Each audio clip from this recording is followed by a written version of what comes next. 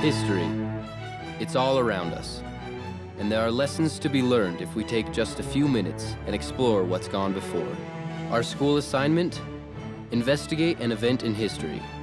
Our team consists of myself, Andre, Anna, Lauren, and Eric. Join us as we search the stories, events, and consequences of what happened during Utah's perfect storm: drought, debt, and the Great Depression. What? Wait, hold on a Only second. an Hey. idiot would pick that subject. Yeah. I told you to pick the pioneers. Great stories there. Couldn't you have picked something more interesting? Yeah, that was all that was left when I got there. That's what happens when you wait till the last minute. I've had it. Wait, come back. Guys, it'll be fun. Teenagers. Come back here, come on. Where's your school spirit? Real mature.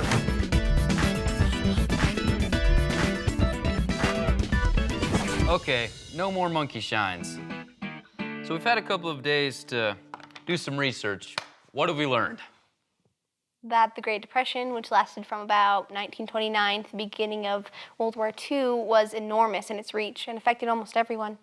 Yeah, and it's really complicated. I don't see how a bunch of high schoolers can understand it. Much less explain it to others. All right, there is a lot there. Let's just narrow it down and make a list. Any thoughts? Lauren? Bad economy and high unemployment. Okay, good. Bad economy. President Roosevelt came up with his New Deal, or the alphabet soup programs, because they were called by their initials. Good, so government programs and regulations. The stock market crashed and people lost their homes. Yeah, good one. Hey, wait a minute. Are we talking about the 1930s or are we talking about today? Because I saw this on the news last night. All the more reason we need to learn about the Great Depression. Yeah, and avoid those pitfalls, if possible. What about the grapes of wrath? Yeah, you know, I was gonna... My brother and I, we picked all my grandmother's grapes, and boy, did we feel her wrath. The book, you goof, by John Steinbeck, about the people of Oklahoma who moved to California because of a drought. Yeah, the Dust Bowl. Yeah. All right, so this is pretty good, but I think the key is this. We need to find stories with a Utah connection, because that'll make our presentation a lot more interesting and personal. So how about we all go out and gather our information and stories and meet on Friday, see what we have. Yeah, sounds great. Okay?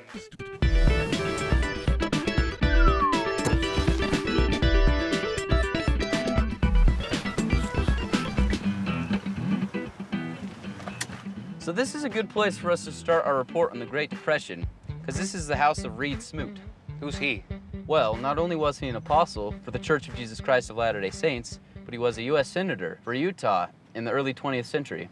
What does that have to do with the Great Depression? Just wait, I have to set the stage. When World War I ended in 1918, Europe was devastated.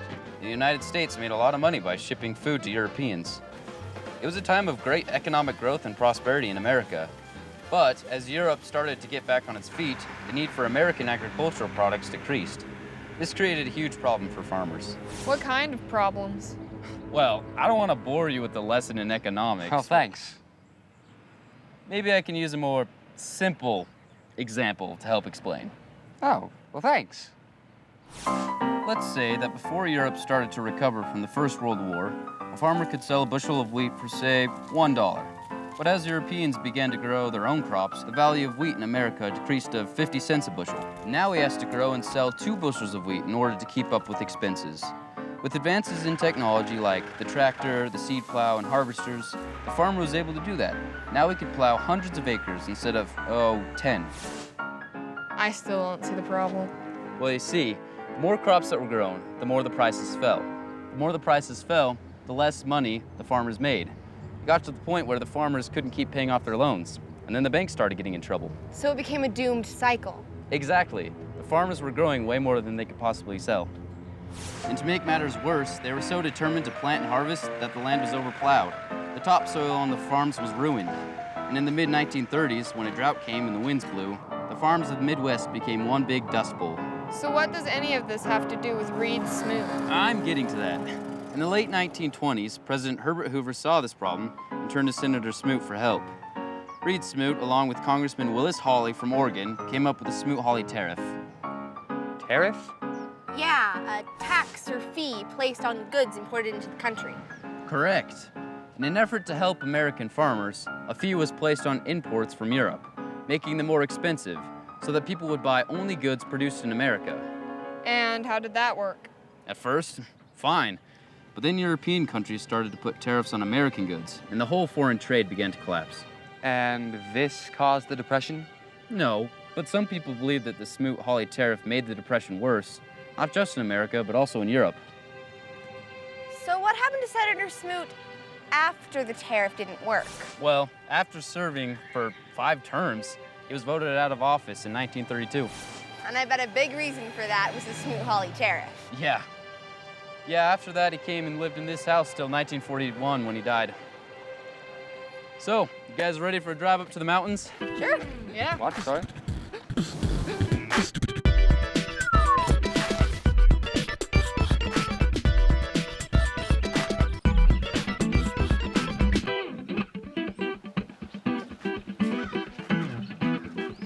Wow, look at this place. It's like a castle. Oh, I have an idea.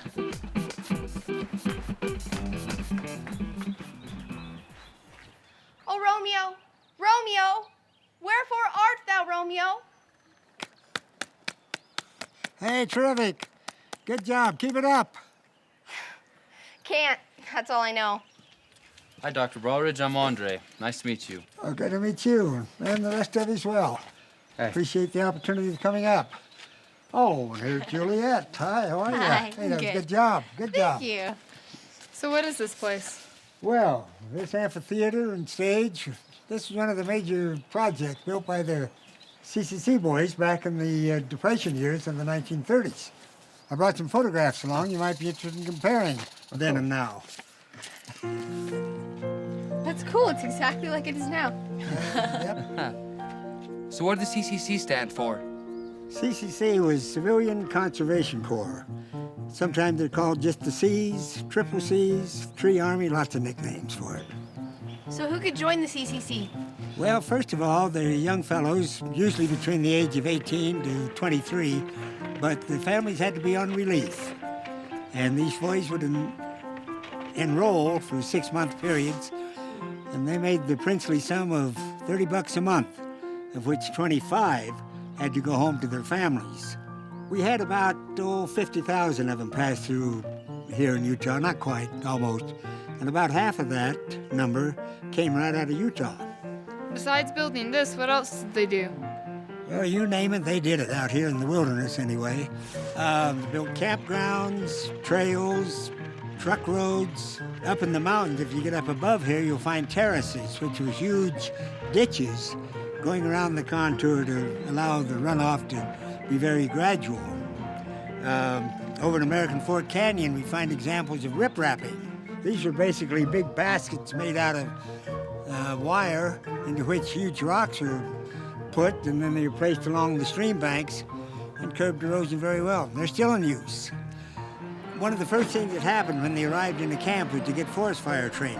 They were called out relatively often, sometimes for big fires. Wow, that sounds like a big deal. It was a big deal. It meant the difference between eating and starvation for a lot of the families whose boys were involved. Here in Utah, we had 116 camps. The camps were administered by the Army, because it was the only agency big enough to do it. So what happened to the CCC camps? In the late 1930s, the war had broken out in Europe. And in every camp, there were regular Army officers. So when the war broke out, they were called back to active duty units. And the young fellows, a lot of them went into the service. But the Seas was a tremendous organization. I think, without a doubt, it's the most successful and popular of Roosevelt's New Deal activities. Thank you, Dr. Brawridge. Thank you for having me. You're most welcome. Enjoyed your questions. Thanks. It's been a good session. Take care. Bye. Bye-bye. That was pretty cool. Yeah. Eric, you want to call the next guy for the interview? Oh, Tell yeah. him we're on our way. Got it.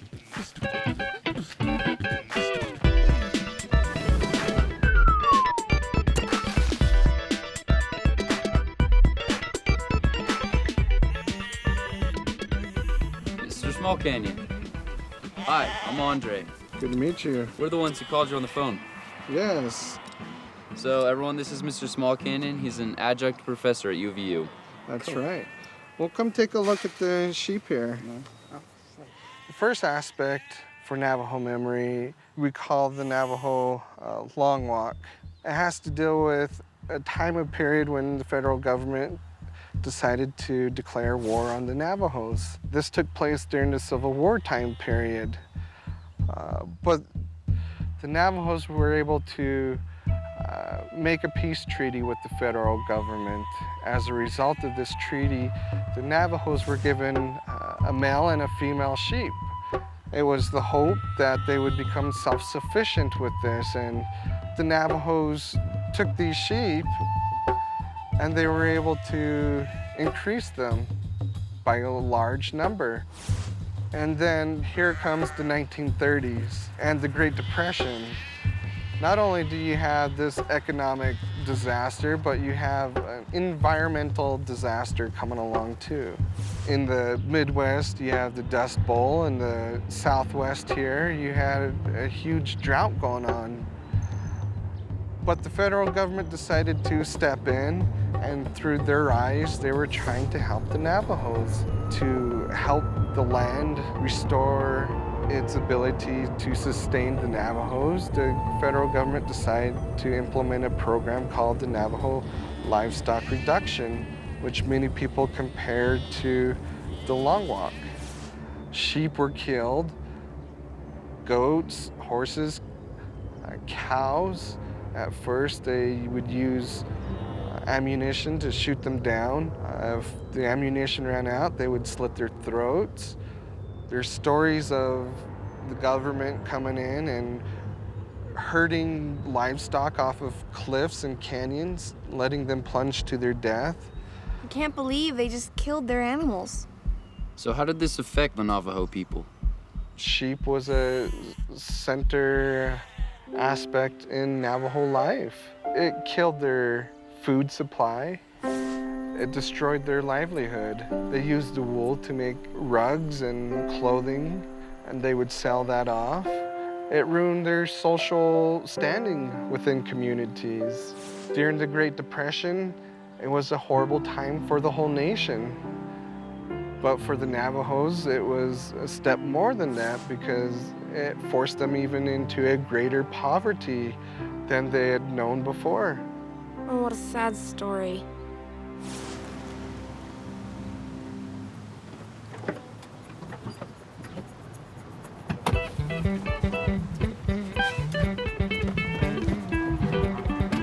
Let's get an early start tomorrow. Lauren and I have some interesting stuff to show you. And we have a long drive to get there. Okay, see ya. Bye. See you, Eric.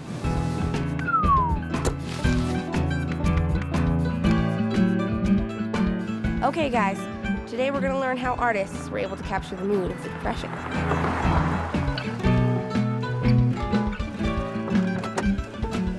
Hi, Mr. Bingham. I'm Anna, the one you talked to on the phone. This is Andre, Eric, and Lauren. Hello. Hi. Welcome. Well, sure glad to have you here at the Maynard Dixon property. Let's go take a tour and see what we have. Okay, awesome. Come with me. Thank you.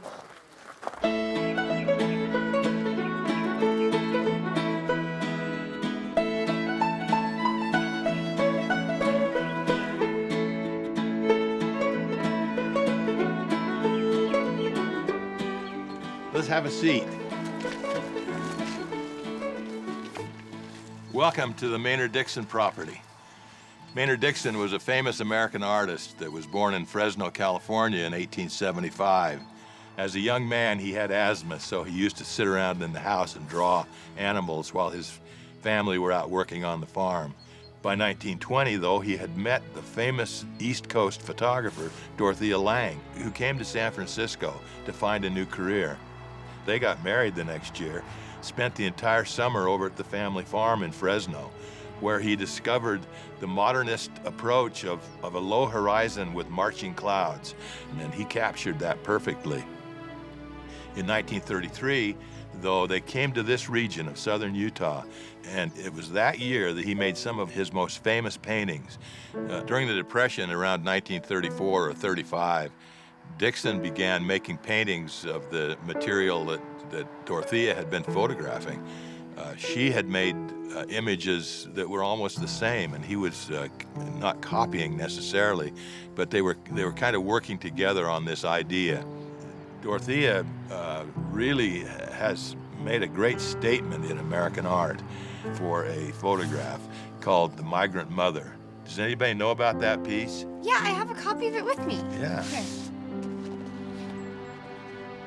Hey, I've seen that picture before. Yeah, every article I've read about the Great Depression has that picture in it. It's a good example of the things that Dorothea did throughout that period of time in the 30s. Maynard and Dorothea continued to make imagery of what we would call social realism. Between the two of them, that period in American history during our Depression is very, very reminiscent of ideas that the human element has problems that they have to overcome. So that's my story about Maynard Dixon and Dorothea Lange. I'm sure glad you were all able to come here today and learn about some of these things that have been going on right here in southern Utah. Yeah, that's interesting. Thanks. You bet. Thank you so much.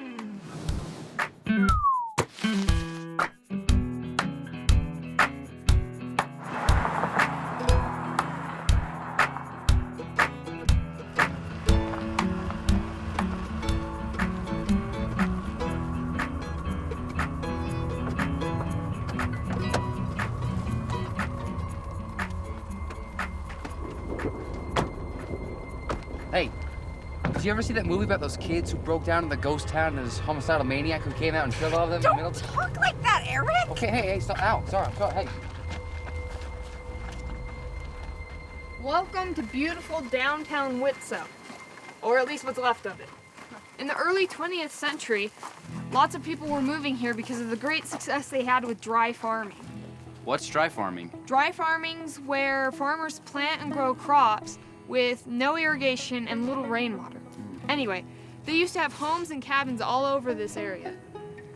They had 4 stores, 2 hotels, a schoolhouse, a candy shop, and a post office. Woohoo, a post office. Big deal.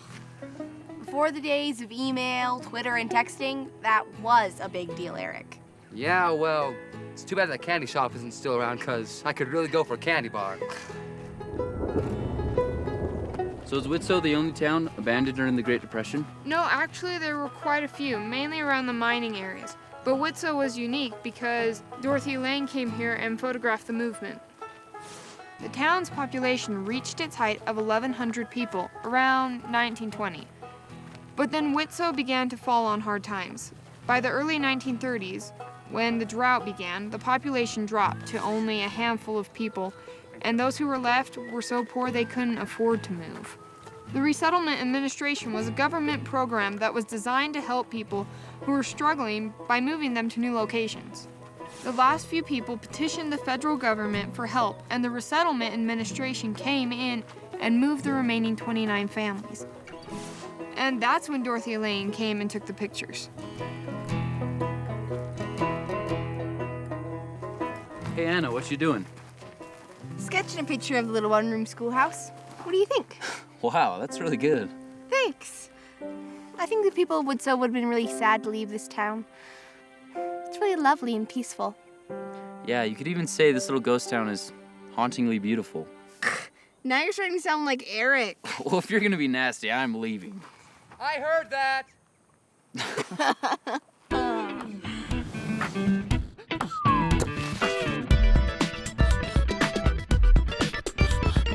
Let's move this sentence to here.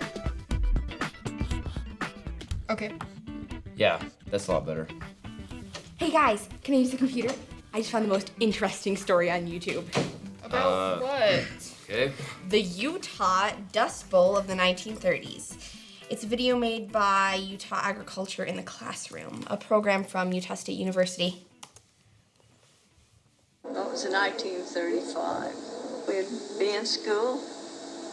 All of a sudden, the wind had come up, and it gets so dusty and dark, you couldn't see. just like a big cloud settled down over Grantsville. Only it was dust. What caused the Dust Bowl in the first place, to start with, it was overgrazed. But the main thing that caused it was the droughts that we had back in those days, and the wind. It seemed like it blew all the time. The farmers and ranchers of Grantsville and their families suffered in much the same fashion as their Midwestern counterparts. But for many, the drought simply dried up any hope that they had of hanging on to their land. So just like in the Midwest, the Dust Bowl in Grantsville was man-made and had similar conditions. Yeah, overgrazing, poor land use, and that pesky 1930s drought. I would really like to add this to our report. Yeah, of course. This is a great find. See, Anna, I told you you'd like this subject. Hey, I've been working all day on this slideshow about a guy named Mariner S. Eccles. You've been working? My cousin wrote the report. And who helped you with the slides? My little sister, but the point is you're really gonna like this. All right, let's take a look. All right. Well, if you'd all listen up and be good little students, I'll actually teach you something. Whatever. First off, Mariner S. Eccles was born in Logan, Utah in 1890. He attended Brigham Young College in Logan and served an LDS mission in Scotland. And when his father passed away, Mariner expanded the family's business and was so successful he became a millionaire by age 22. In 1929, he founded First Security Bank, the largest bank in the region. This was right when the Great Depression started, and soon banks began closing all around the country. But when there was a run on his bank, Mariner assured his depositors their money would be backed by his personal fortune. Suffice to say, the Depression really affected Mariner Eccles. His goal had been to make a lot of money, but he decided to use his knowledge of finances to strengthen the national economy instead. Because of this, he was invited to Washington, D.C. to offer his ideas for curing the Great Depression. His ideas were revolutionary. If the government spent enough money, it would put enough money into the system and it would put people to work and stimulate business and begin a cycle of recovery. Wait, are we talking about the 1930s or are we talking about today? Because I heard the same things on the news last night. Anyway, he helped start the Works Progress Administration, or WPA. He also helped establish the Federal Deposit Insurance Corporation, which insures people's deposits in banks up to a certain amount. The FDIC. I've seen those signs on the doors of the bank.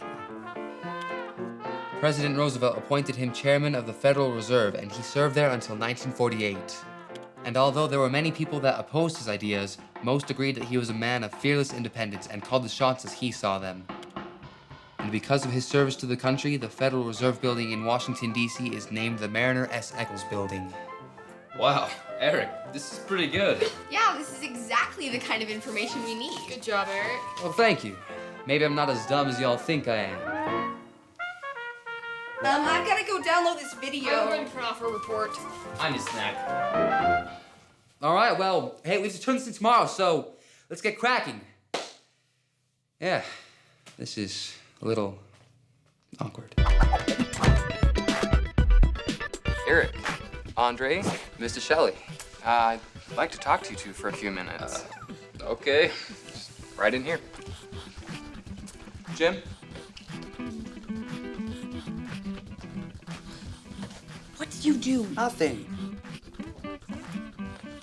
I was talking to Mr. Wilcock about your presentation today, which was excellent, of course. We'd like to ask you a couple questions. Mr. Shelley showed me some of your material, and I have to say, I'm impressed. Some really good information. But I'm curious as to what you're taking away from your research. Andre, you're the team leader. What do you have to say? Well, I think that the events leading up to the Great Depression was kind of like the perfect storm. I mean, the drop in the farm prices, leading to farmers not being able to pay off their loans, leading to banks failing and Wall Street crashing. And then there was the government programs that were meant to help people, but a lot of them ended up hurting people more. And then, just to top it off, the drought of 1934 hurt farmers even more. No wonder there was a feeling of hopelessness. It seemed like everything, the economy, the weather, the government, were all working against the people. Great. Eric? I think that overall, Utah was a microcosm of American life in the 1930s. What do you mean by that? I don't know. Anna wrote it in her notebook. It means that Utah was the world in miniature. Many of the things that we experienced individually, the nation experienced as a whole. For example, the Midwest was going through a dust bowl, and Utah suffered its own dust storms. Joblessness was nationwide, but here in Utah, the rate was one of the highest, at 36% at one point. And in many parts of the country, people had to be relocated. And here in Utah, we also were affected by the Resettlement Act. Well done. Lauren? My grandfather grew up during the Great Depression, and I remember him telling us stories about how people lost their homes and their jobs and their farms, and they never had enough to eat. Then World War II came along, and those same people had to go fight. They knew what hardships were, and they knew what struggles were. And when the 1930s and 40s were over, they used those experiences to create a better life for themselves. I think that as the people who went through the Great Depression pass on, their lessons are dying with them. And working on this project has made me realize we're really fortunate and have nothing to complain about. Well said. It seems that you've really gained a great understanding of the lessons we can all learn from the Great Depression. First-rate report. Yeah, but I'm still not quite sure that I understand the full impact of the Great Depression on Utah's economy. That's probably a question for another day, Eric. But I can tell you that there's a lot of disagreement about what actually caused the Depression in the 1930s.